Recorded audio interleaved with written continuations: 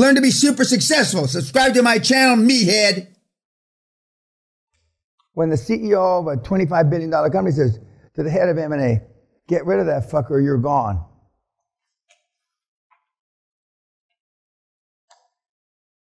And he'll fire you a week before your pension's due. Coincidentally, it'll work out that way. And human resources will write a letter after letter after letter. Fuck those letters. I mean, fire them anyway. It's like when Jeff Immelt got in trouble before he stepped down from GE. He had 2 backup jets fly with him wherever he went, just in case one jet broke down and another jet broke down. And somehow it had been smoke and mirrors on the annual numbers. And he's got reason for it. And I'm not saying I wouldn't do that, but fucking shareholders sure shit didn't know it. Yeah. One thing to have 1 backup jet, but to have 2? And he's a smart guy, Jeff. I'm not taking anything away from him. He's a smart guy. He was in the wrong place at the wrong time. He took over as CEO of GE either 2 days before 9/11 or 2 days after 9/11. I forget which. And I mean, you get fucked. But I mean, Anelli's got it down. He dislikes the right people, hates a few, you know. And she's got a big ass, take her. Which is more or less akin to South African taste. But I mean, guys, I'm just telling you. And although he was successful, but you know, it's, God, if I had done this for the 18 years that he had built his other company, I mean, sweat, tears, and blood, he built that other company the old-fashioned way. But now, I mean, he's on a fucking roll. And his goal is he wants to be the richest man on the African continent. That includes Saudi Arabia. Yeah. It means he's going to be worth about $1 trillion, plus or minus 50 billion. You'll never surpass your most wildest expectation for yourself. And when I talk about my 3 regrets, my number 3 regret, probably should be my number 1 regret, is that I didn't set my goals high enough. Because I accomplished everything that I thought was impossible in a few years. You know, it's like that picture I showed you of Skibo Castle, and Guthrie Castle. I saw that, you know, 40 years ago. And I was living here 17 or 18 months later. Yeah. Is he going crazy, like spending crazy amounts of money yet? Is he? Yeah, no. No. I don't know what his new house, well, I probably have an idea what his new house looks like. Like in that, you know, not Star Wars, that guy that has flies around in the suit, and he's got this house on yeah. I have a feeling that's what it looks like. But Guy, I mean, he came here in April 2018. He sat in this room over here. He thinks this is the lap of fucking luxury now. Like, this is the lap of luxury. Because, I mean, it was tight. I mean, we had one guy get a cold a few years ago, and every fucker in the room except me got a cold. I mean, literally, before the week was up. It was tight. But just think, April 2018.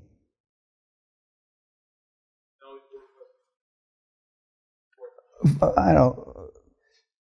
450 on the conservative side. We'll put, what EBITDA do you want to put on 50 million? You put the EBITDA. What? Conglomerates would sell between 8 and 12. 10. And he's just understanding what he's doing now. You know, he's past crawling, and he's running, and he's falling a little bit, and now he's beaten up because he knows what it costs when the lawyers take 2 weeks longer.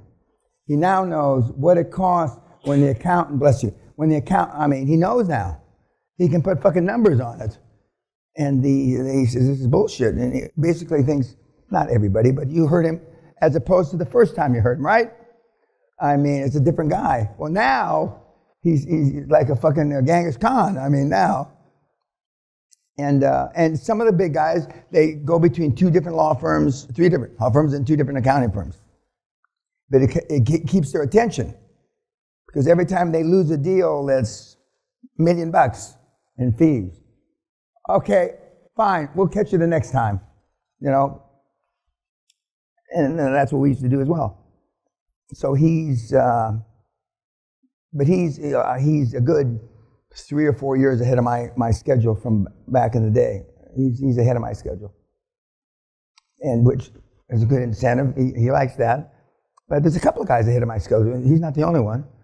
And he's a competitive guy. You know, and he's a pretty decent guy. And he's really trying to make sure, and there's no guarantees that his kids aren't fucked up. Which, unfortunately, there's not many of us around that had that privilege that, you know, it's like our parents did everything humanly possible to fuck us up. I know they didn't try to do that, you know. But the 2 reasons they used, remember, we did the best we could, and you don't know what you don't know. That's what most parents, when you get the parents here together with the kids and everybody's sobbing and, why did you fuck me up? I've had grandfathers say, well, I wish I knew you 60 years ago. I was around 60 years ago, but I wasn't doing this. Okay, any comments, questions about, yes, sir? More on another mentee about Josh Kim. Is he living crazy right now? Is Josh Kim like flying in jets and being insane? Well, he's already did that. I mean, he at 18, 19, 20, he was on the slow road to death, or fast road to death. When you flip a holy roller to the dark side, and that never drank or smoked or fucked, their demise is accelerated. And either, you know, like a kamikaze pilot, they either pull out or they don't, right? I pulled out, okay? But not everybody pulls out. But I mean, Josh is doing fine. He got married. I was at his wedding. There were 203 people at the wedding. Nobody drank, except Sally and I. When they say open, what does open bar mean to you? So Sally and I went to the open bar. Nobody at the bar, except Sally and I. And that'll be $25 for that. And I go, wait a minute. I'm looking at the sign. Open bar meant no alcohol, unless you bought it. So Sally and I, you know, yeah, that's what they meant. The bar was open, and this was at, he is close with his money, Josh. Not as close as some of these other guys, but he's not a white man, so I can't say he's the cheapest white man because he's Asian. But he's one of the cheapest Asian for sure. And then mistakenly, they asked me to get up and talk. And I said my normal thing, you know, this is probably a mistake he's making, but, you know, blah, blah, blah, you know. But he had gone to Bible study school with her since he's 8 or 9 years old.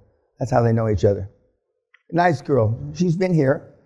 But when we went out to dinner, when he was here, he proposed here, up in the wall garden. A lot of the guys like to propose here.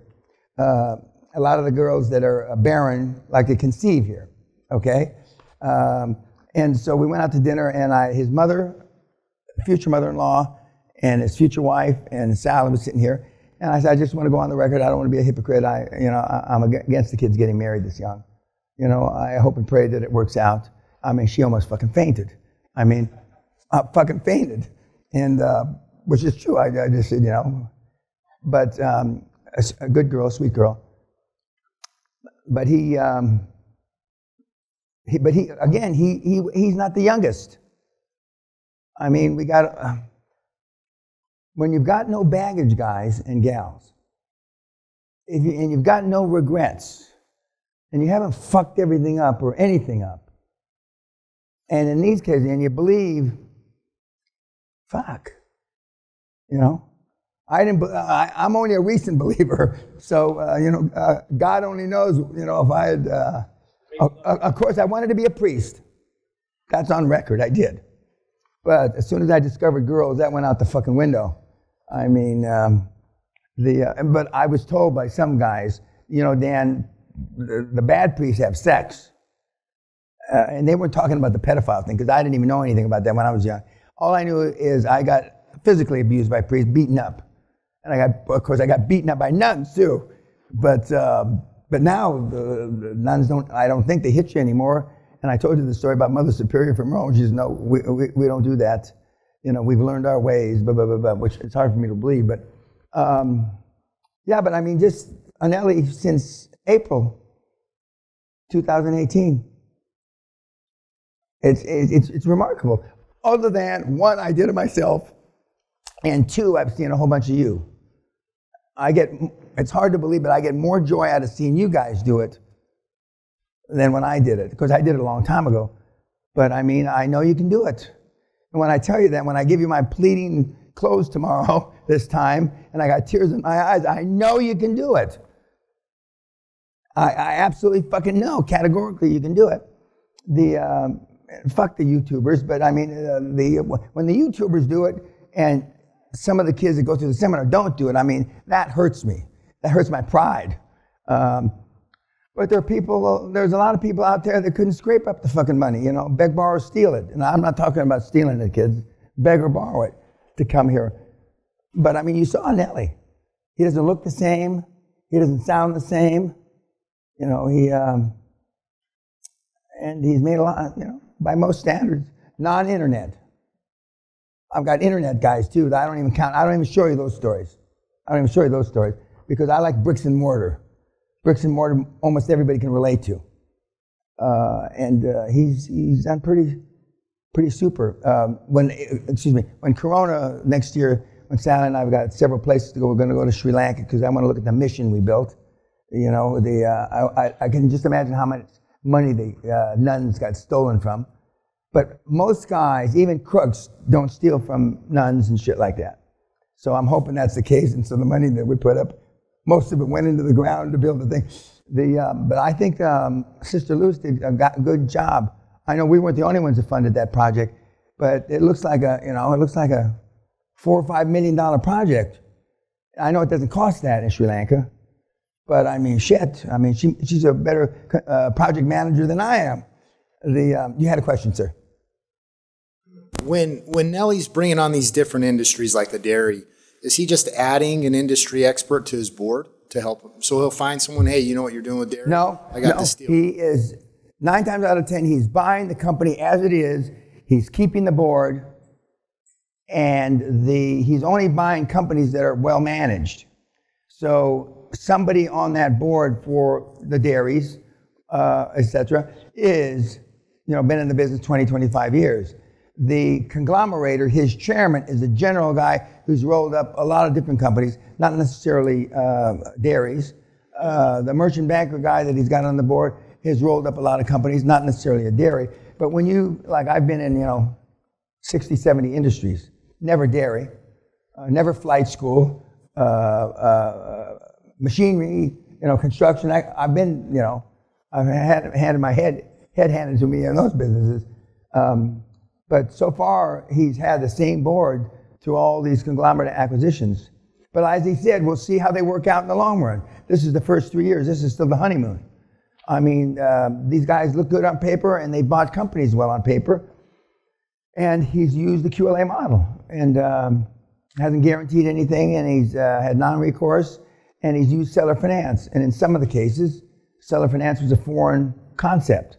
But I'm sure the big Swedish company they bought that subsidiary from understood it, and depending on how bad they wanted it off the balance sheet, I have never asked Nelly this question: how come they didn't pay you?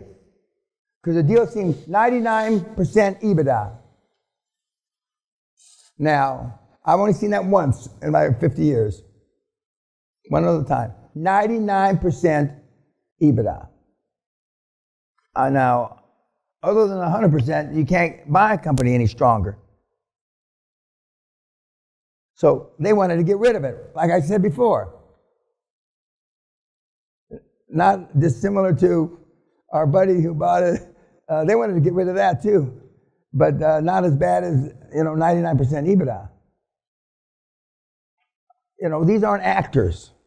Some of the people that are watching you think, again, I've told you this several times now, they think this is all bullshit. These are central casting, and there is no Visalia guy, and there's no Mesa, Arizona, there's no pendejos, from Tijuana. But these are all real people, and these stories are real. These are real. I mean, and some of the guys are crushing it. I mean, hundreds of millions in 2-3 years. When you ask yourself, what the fuck was I doing back in April 2018? Other than, rolling over on your fat ass wife, or skinny ass wife, whatever. You weren't doing much. It's pretty remarkable.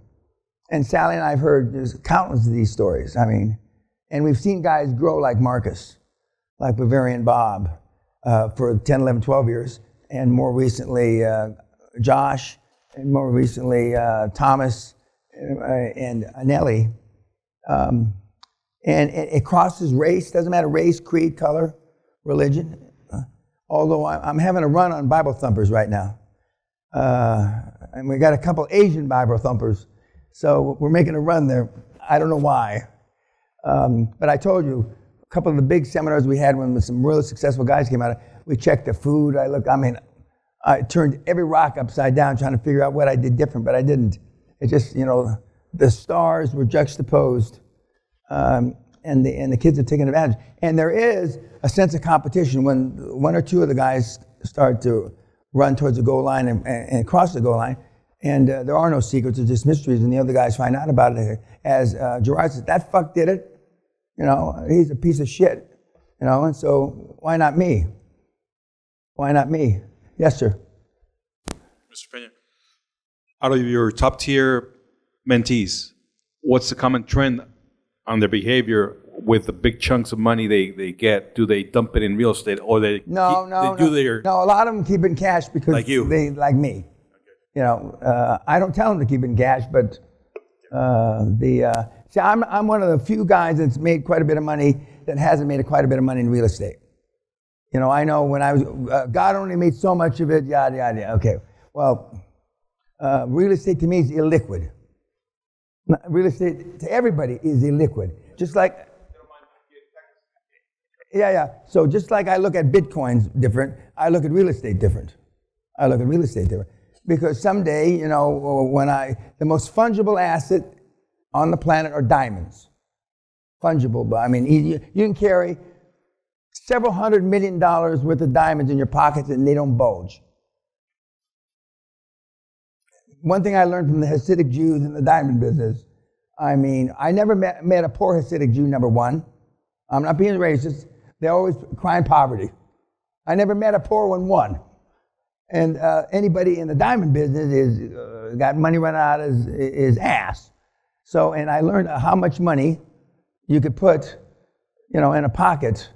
You can get 200 million diamonds without this even bulging.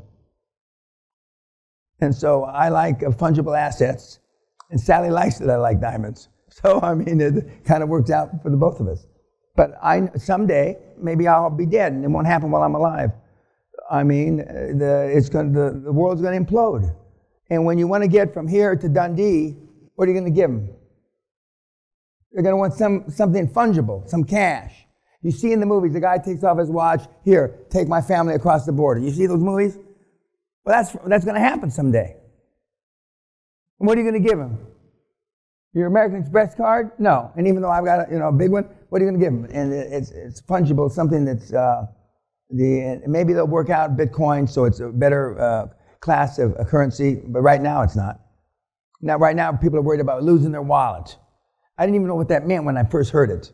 That means you lose your fucking Bitfuck, And where do you put your Bitfuck? Well, some people have it hanging around their, one night of rough sex and your fucking deal, your girlfriend swallows it. Or you stick it up her snatch and you lose it forever, So, I mean, that doesn't sound such a good deal to me. I once had a key to a place that we all used to go get drunk at, That's the only key I wore around my neck. I'm sure I don't even have a wallet that you could put something like that on. I have 3 cell phones. Don't use any of them. So questions about Anelli, then he's done a terrific job. And he always sends me emails, tell the guys, you got to beat him harder, Dan. Oh, man, Dan. He calls me, oh, man, Dan. And I said, the kids are wussy. I mean, and he has a similar opinion of life. We're going down the shitter. He says, the only difference is in South Africa, Dan, we're going down faster. But I mean, the streets are paved with gold down there. I don't literally, but I mean, from chaos comes order. I mean, down there, and when he discovered, he'd been in business 18, 19 years, when he discovered non-recourse, he went nuts. He went fucking nuts. Any other questions? Yes, sir.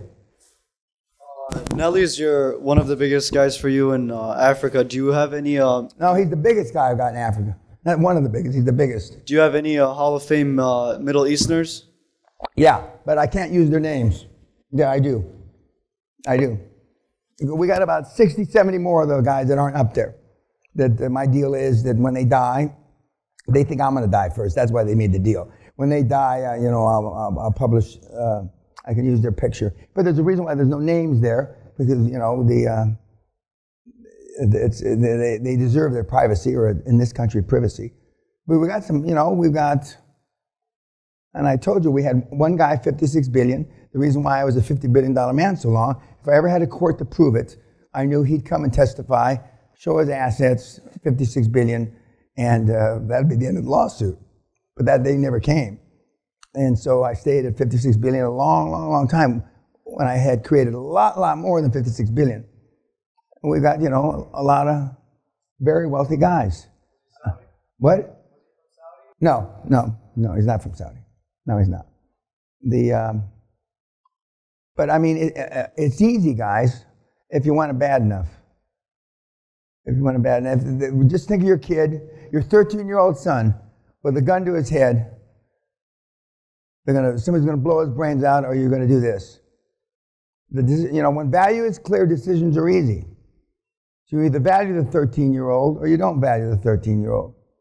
But I mean, it's intellectually, in fact, he didn't say it this time, Simon the Bell, he said it's intellectually boring, the process. Intellectually boring, because you don't have to know too many things.